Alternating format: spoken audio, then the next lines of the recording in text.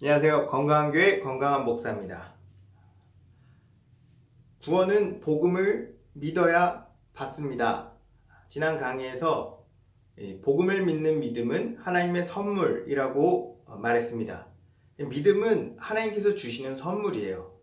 그와 동시에 이 믿음은 복음을 들어야만 뾰로롱하고 생겨납니다. 그러면 이 복음을 어디서 들을까요? 교회에서 듣죠.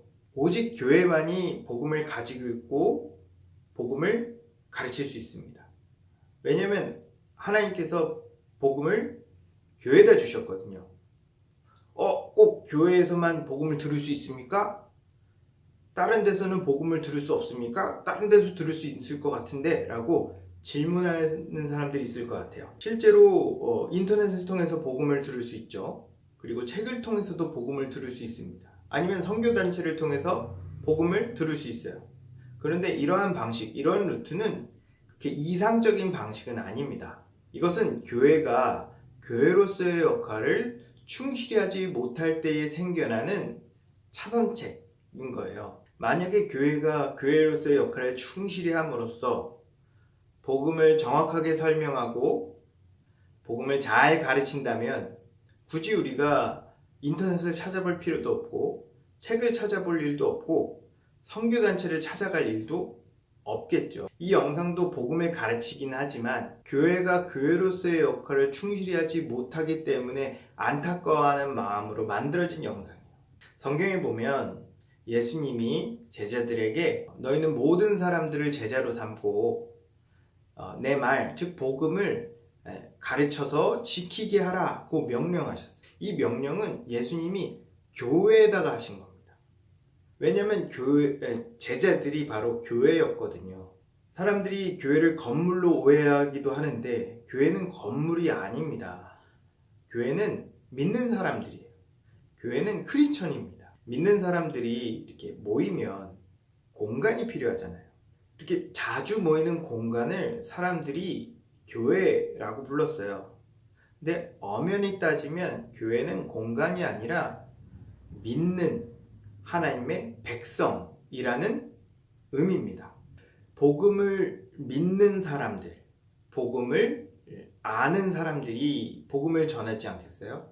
이런 의미에서 오직 교회만이 복음을 가지고 있고 교회만이 복음을 가르치고 전할 수 있다라고 말하는 겁니다. 교회는 하나님의 백성들의 모임이라고 말했어요. 이렇게 하나님의 백성들은 약속된 시간에 한 장소에 모였습니다. 이 약속된 시간이 보통 일요일이었죠. 일요일날 모여서 제자들을 통해서 하나님의 말씀을 들었습니다. 듣고 같이 밥을 먹고 교제를 나눴어요. 이것이 주일 예배입니다. 처음에는 제자들이 하나님의 말씀을 가르치고 복음을 전했는데 시간이 지나면서 이 복음을 잘 배운 몇몇 사람들에게 목사라는 직분을 줌으로써 이 목사가 사도들을 대신해서 하나님의 말씀인 복음을 전했어요.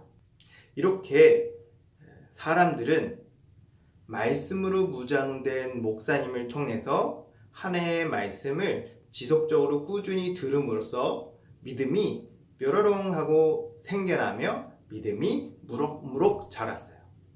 2000년 동안 교회는 이렇게 자랐습니다. 2000년 동안 신자들, 하나님의 백성들은 이렇게 믿음이 자란 겁니다. 여러분, 예수님께서 복음을 교회에다 주셨어요.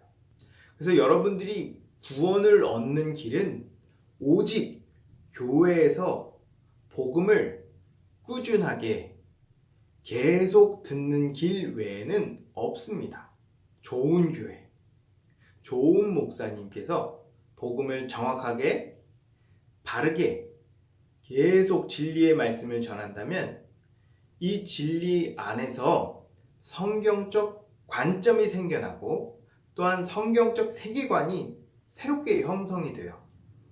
그래서 믿음이 생겨나고 믿음으로 인하여서 구원을 얻을 뿐만 아니라 구원을 누릴 수 있는 능력도 생기고 실제로 이 구원을 누리면서 자신의 삶을 살아가게 돼요.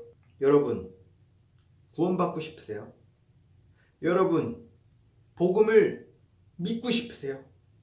여러분, 구원을 누리고 싶으신가요?